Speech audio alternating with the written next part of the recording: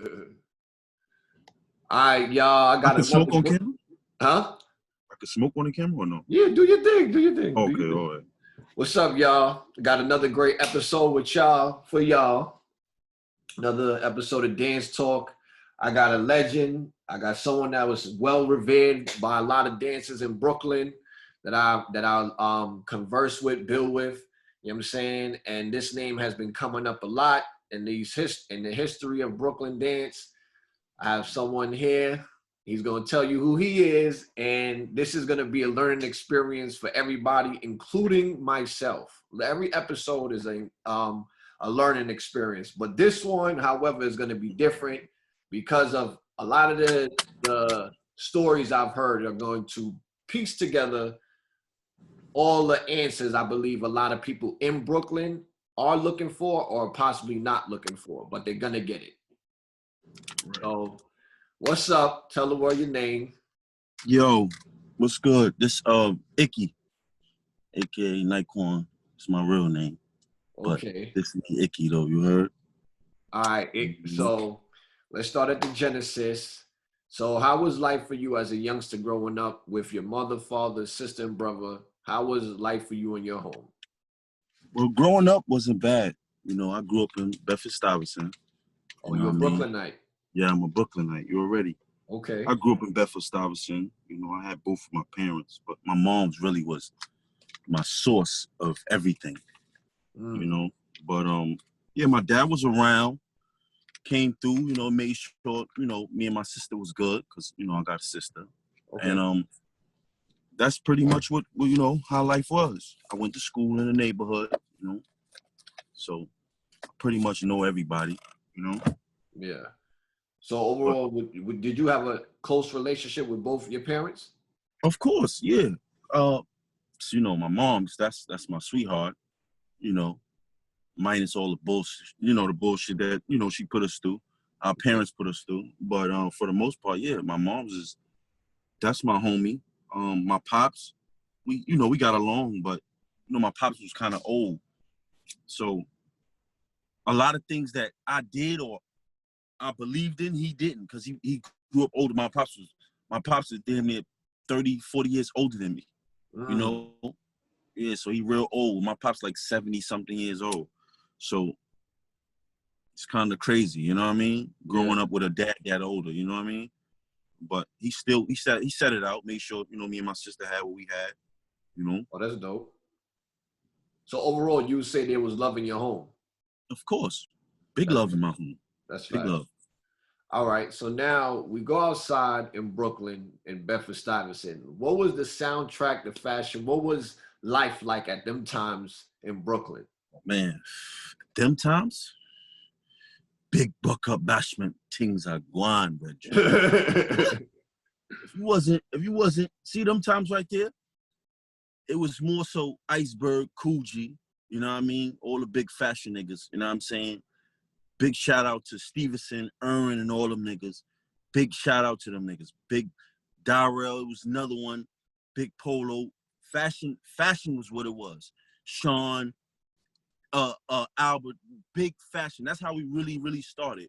We was from Brooklyn, so you already know niggas had to stand out because we from Brooklyn. So when we go to the parties in Flatbush or the Bronx or wherever we go, we gotta automatically rep because they think Brooklyn niggas is dirty. Nah, we got it on. Bergs, Moschino, Coogee, Gucci, we got it on. You know what I'm saying? And it was just a Bruck up vibe, you know what I mean? Pure reggae vibe. Just, you know what I'm saying? I grew up, my dad is from the islands, you know what I'm saying? My mom's is from America, but my dad is from the islands. So the West Indian vibes, the Caribbean vibes, I'm already in that. You know what I mean? I grew up knowing about the Caribbean vibes all day long. That's my twist. So certain shit with listening to music came so easy. Okay. So now they said a few people that I've spoken to, they're like Darrell, they said that like in the 90s, like the grimy 90s was a thing. And right in Bed-Stuy, it was like Red Town and all this other stuff. So it's like in the midst of all the reggae vibes and all that, it just seemed like like Bed-Stuy outside of Big or Junior Mafia is like, yo, this place is just. Yeah, it was rough. You had to put it down. You know what I'm saying? It was rough. It was rough growing up. I'm from Albany Avenue. So, you know what I mean? I grew up around straight cold-blooded gangsters. Still to this day. I just did 11 years in federal prison. So welcome home. That's another reason kind of why certain shit I really just don't, you know what I mean? You getting an exclusive interview. Everybody been asking me this whole interview this whole time. I ain't giving nobody an interview yet. Pooba, Sean, Albert, I ain't giving none of them niggas an interview yet. And them day ones, you see what I'm saying? But it's no love loss. It's just that I'll be on my busy shit. You know what I'm saying? I ain't come home to focus on that right now. I got my accomplishments that I'm looking forward to, and that's what I was focused on. So outside of what everything else he was doing and everything, which I respected to the next level, I just wasn't ready to get into it yet. You know what I mean? So, all right. So now, where did you find dancing, and where did dancing find you? Well, like, again, you know, my family from the islands. I know a lot of Jamaican people growing up. You know what I'm saying? I got a lot of Jamaican cousins and family in them in East New York. So when I used to go over there, I used to start seeing shit. And Aku was another one, but I already knew it. But when I met him, he showed me more. Okay. He showed me more, but I already knew. So I just took my style of what I known and put it with the style I was seeing. Because I always watched Bruck Up, the original Bruck Up. I battled him. If anybody tell you that, I battled him. I can tell you stuff, God rest his soul. I battled the original Bruck Up on Albany Avenue, Albany Block Party. I can't remember the exact year, but if you ask anybody, they'll tell you I battled the original Bruck Up. Me and him went war. Back for back, pop for pop. Spin, niggas already know what time. Niggas on my body. I'm telling you, when I tell you, niggas wasn't fucking with me, man. Niggas wasn't fucking with me, man. Niggas knew what time is it. At the end of the day, the Bruck Up shit, I mastered that shit. I took that shit by heart. You know what I'm saying? I did that shit. I was dancing. I did that shit because I felt it.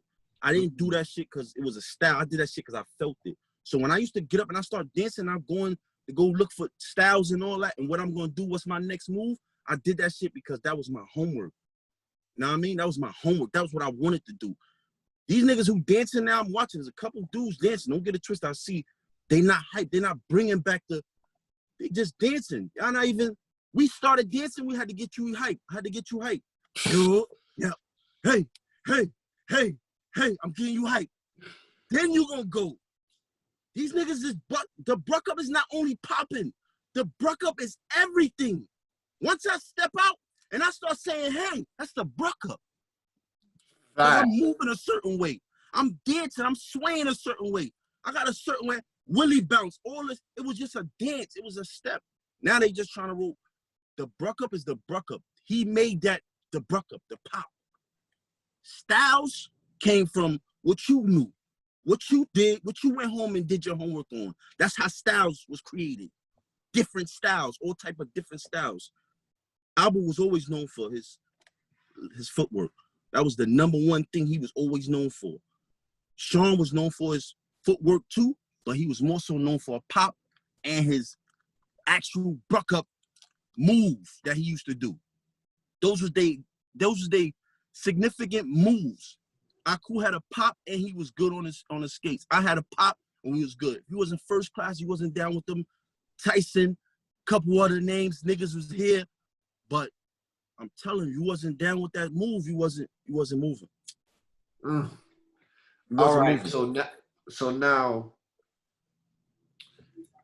what I noticed that every dancer goes through an emulation phase before they find their identity as a dancer. Like this is their thumbprint. So what were some things that you were studying and looking up to find your style to create? I was more so like, I liked that creature, the faces, just, you know, the pop, the sway. I used to do a lot of popping and swaying my body, and you know what I mean? That was like my style. You know what I'm saying? Just moving, just going on beat. That pause, That was the pause. I liked that pause. That was my move. I was doing that. The faces and all that. That was my thing too. Cause with that you had to make the faces. That's how I learned. I learned that shit from Bruck himself. Yo, he used to always tell me, yo, make your face right. You know what I mean? Screw up your face. You know what I mean, brethren, little brethren, screw up your face. Make your face ugly. Do certain shit. I had one-on-ones with that man. Like, you see what I'm saying? So me knowing certain shit and me doing certain shit, it was because, like I said, I wanted to make my name. You know what I mean, with that. And I did. Like, it wasn't too many. I'm not even gonna go on how many niggas. It wasn't too many niggas fucking with me at all. And I still probably to this day, they probably still can't fuck with me. I just don't even do it. But I can get busy at any point in time. Don't get it twisted. Half of these niggas not doing the things that they supposed to be doing when it comes to this Bruck up shit. They just in here. They're just trying to. Albert and them doing what they supposed to be doing. Don't get it twisted. Sean and they doing what they supposed to be doing. But there's a couple of people in the circle that I'm seeing. It's really just in the way. So now, I heard you mention First Class, and Darrell had educated me to that. So were you ever a part of that crew? Of course, that was my crew. So, all right. So how did that, from your POV, how did that crew get established, and who was a part of it? First Class Dancers. That was our logo. We come in. We always just a bunch of dudes that used to just get together and just go around with the DJ set. First Class was a DJ set first. So if a motherfucker don't know to originate from where First Class originate from, then they ain't originate from First Class. First Class originate from the DJ set First Class. We used to link them and tell them,